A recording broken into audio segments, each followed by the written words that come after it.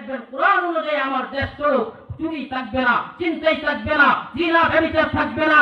আমার ভাই উসমান হাদির মতো এরকম একজন যোগ্য সৈনিককে কেউ দিনের দুপুরে গুলি করে হত্যা করতে পারবে না। জুড়ে বলেন ঠিক কিনা?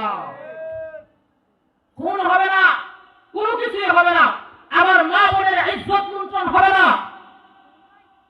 আজকে আমার দেশে আমার অসংখ্য গরিত মা বোনের ইজ্জত নিয়ে চিনিমিনি খেলা হইতেছে, আমার ভাইয়ের রক্ত নিয়ে চিনিমিনি খেলা। আপনি কোরআন আনেন, দেখেন কালকে থেকেই আর বাংলাদেশে অশান্তি থাকবে না, কোরআনের আইন বাস্তবায়ন হবে। একটা চুর পুরো বাংলাদেশে ধরে হাত কাইটা দেন, পুরো বাংলাদেশ শান্তি। একটা জিনাপুরকে ধরে রজম করে দেন, পুরো বাংলাদেশ আর জিনা হবে না। এইভাবে আপনি কোরআনের আইন বাস্তবায়ন করেন, অশান্তি থাকবে না, শান্তি ভরপুর হয়ে যাবে। আমার বাংলাদেশ সোনার বাংলাদেশে পরিণত হবে। জুড়ে বলেন ঠিক কিনা? দেখবেন কোরআন অনুযায়ী আমার দেশ চলুক, চুরি থাকবে না, চিন্তাই থাকবে না, জিনা ব্যভিচার থাকবে না। আমার ভাই উসমান হাদির মতো এরকম একজন যোগ্য সৈনিককে কেউ দিনের দুপুরে গুলি করে হত্যা করতে পারবে না। জুড়ে বলেন ঠিক কিনা? খুন হবে না, কোনো কিছুই হবে না, আমার মা বোনের ইজ্জত লুণ্ঠন হবে না।